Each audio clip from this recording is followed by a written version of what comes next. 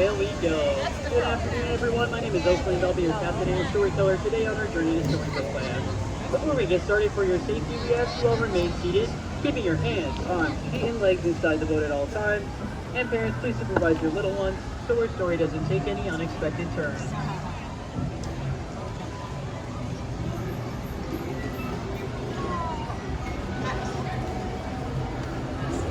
Our journey begins through the menacing jaws of Monstro the Whale, a very safe whale that swallowed up Pinocchio.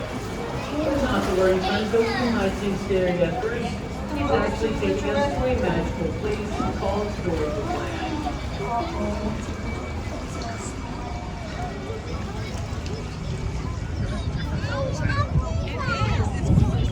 Once upon a time, there was a big bad wolf that lived in the cave on our left, and was always asked to the three little pigs that lived just across the way, in a house made of straw, a house made of sticks, and one made of carrots, and wolf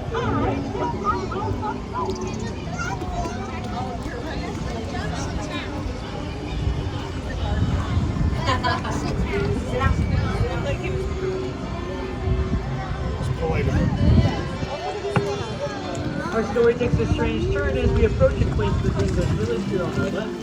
For one golden afternoon, a little girl named Alice takes the white rabbit down a rabbit hole, falling all the way into Wonderland. If you look to the center of the canal, it's London Park, reminding John Michael and Wendy Dodge to slide off to Neverland. With the help of Peter Pan and Tinkerbell's Pixie Dust, where they would never ever have to grow up.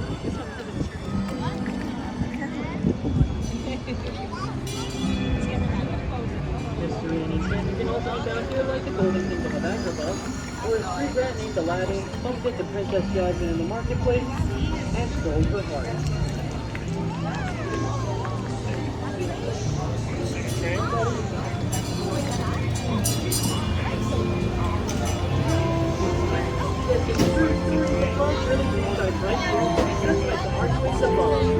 These are the very same archways that Jasmine and Aladdin flew over, sideways and under, on a magic carpet ride to a whole new world.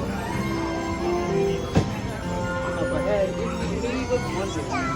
It is said whoever finds the cursed genie in a lamp and sets him free, will grant you 3 magic wishes. Let's all make a wish inside and see if it goes true.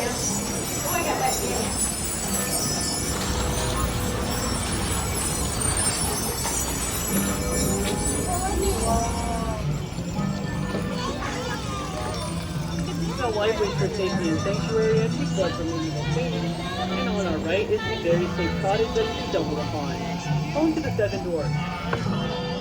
And over to our left is the story of Cinderella, who wished to go to the ball. Her fairy godmother granted that wish to go, but when the clock struck midnight on her way home, her carriage turned into a pumpkin, which you can still see up on the bridge to this day.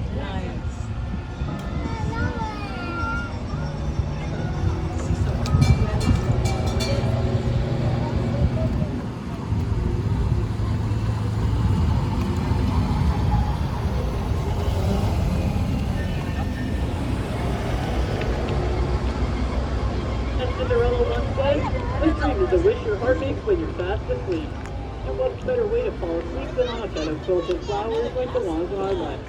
Inspired by the 1933 silly Tiffany classic cartoon, Lullaby Land.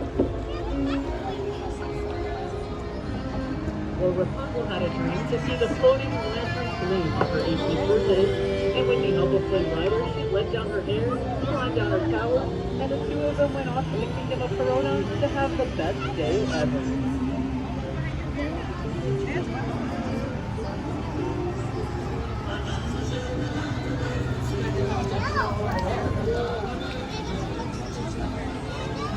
Shifting gears, stories like Wind in the Willows, Mole, God, and many adventures of Mr. Toad can also be found here. On our left is Toad Hall, but sorry friends, he's not home today. He's off on a wild ride to nowhere in particular.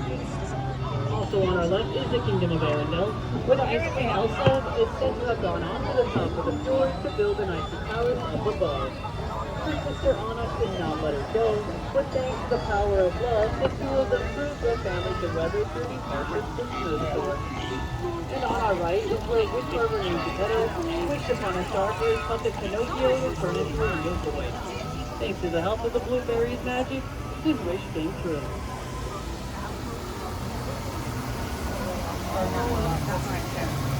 Our last and final story together is the story of our Little Mermaid Ariel, who wished for life under the sea to become part of our world. And on our left is the shadow of her story, where her father King Trident rules over the kingdom of Atlantica. And as we close the pages to our storybook and approach it off, would you ask you all remain seated?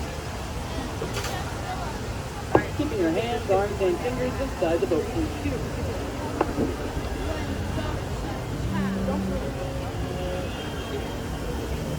Now, on behalf of all storytellers here today at Storybook Land, I wish you all a safe and magical rest of your visit today here at Disneyland.